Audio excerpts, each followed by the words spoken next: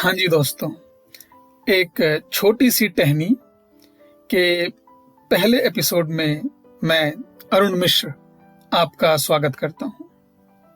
मैं शुक्रगुजार हूँ आपकी उत्सुकता का जो मुझे दिखाई दी अपनी पहली कहानी के लिए। इस कहानी का शीर्षक है ब्लैक वाटर। बात उन दिनों की है जब मैं अपनी प्रोफेशनल लाइफ की उथल पुथल में इंग्लैंड के बर्मिंघम शहर से लंदन, लंदन से रेडिंग और रेडिंग से सरे के बीच में उछल कूद कर रहा था। हाँ, बीच में कैम्ब्रिज भी था। जिंदगी के उसी मोड़ की एक छोटी सी दास्तां आपको सुनाने जा रहा हूं। अगर पसंद आए तो जरूर बताइएगा।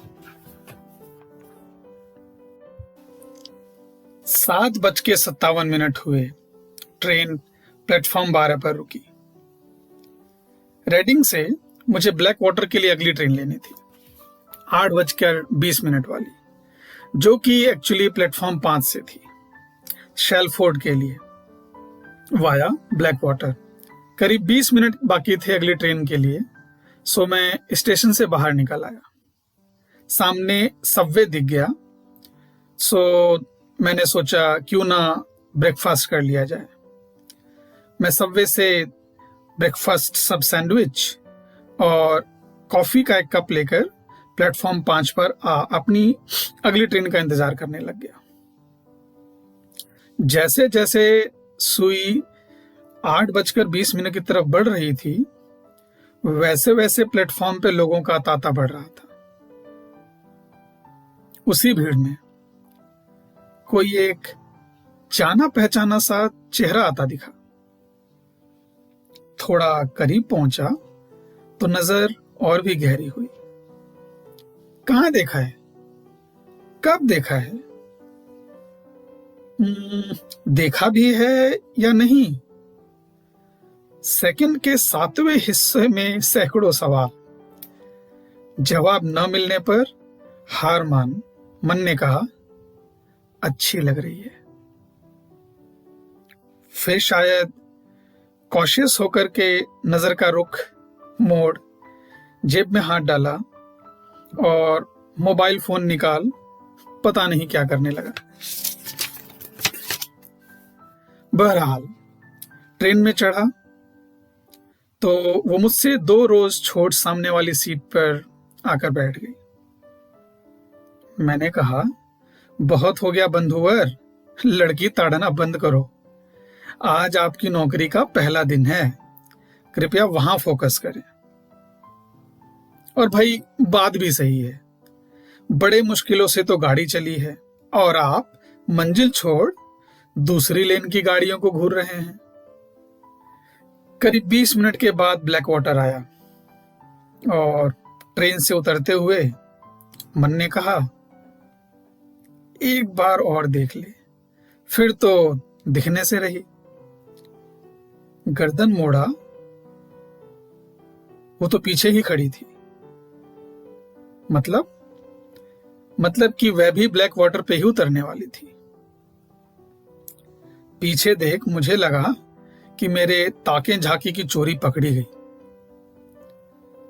और मैं बस बिना पीछे मुड़े सरपट वहां से किसी चोर की तरह भागने लगा। करीब 25 मिनट की जंगली कूद फांद के बाद ऑफिस पहुंचा। मेरा पहला दिन था, पसीने में तर। जुलाई अगस्त का महीना इंग्लैंड में थोड़ा सा गर्म होता है, तापमान पहुंच जाता है करीब कभी कभार 25, 28, 30। और क्योंकि मैं तेज चल रहा था तो हाँ, पसीना थोड़ा मुझे ज्यादा भी आता है। तो पसीने में तर तो डिसाइड किया कि भाई वापस जाते हुए ये जंगली रूट फिर से नहीं लेना है। सोचा कि कहीं दिल्ली के दैनिक जागरण में कल ये खबर छपे कि अंग्रेजी सांप से इंग्लैंड में मरा हिंदुस्तानी। सो कहीं से दोस्तों की मदद से या कहें कि ऑफिस के जो कलीग थे उनकी मदद से एक दूसरा रूट ढूंढ के निकाला। वो थोड़ा लंबा था, बट सोचा कोई बात नहीं, अपनी सुरक्षा ज्यादा जरूरी है।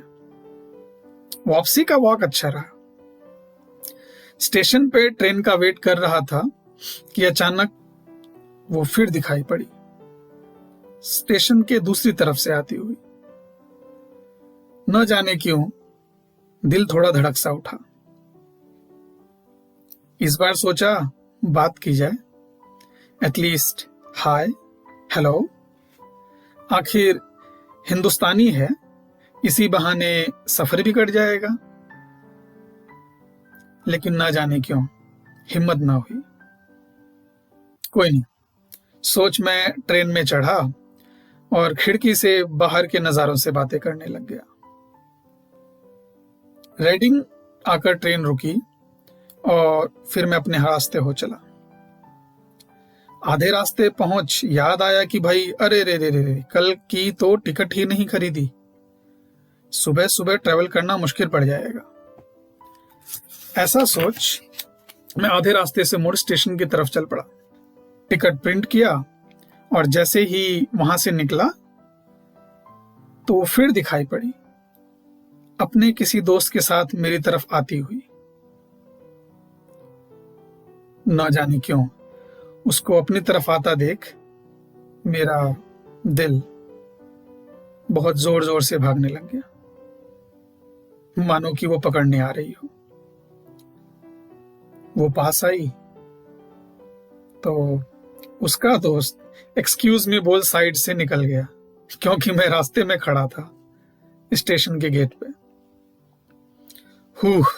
जान में जान आई। पता नहीं क्यों ऐसा लग रहा था जैसे कि मैं कोई चोरी कर रहा हूं। अगला दिन फिर वही सेम ट्रेन, सेम टाइमिंग, वही 2 रोज आगे उसका बैठना और मेरी निगाहों ने मेरी बातें न मान शरारतें करना। एनीवेज, कई दिन ऐसे ही होता रहा। मैंने सोचा बात की जाए, क्या पूछें, कहाँ से हो, क्या काम करते हो, कहाँ रहते हो, एक्सेट्रा एक्सेट्रा एक्सेट्रा।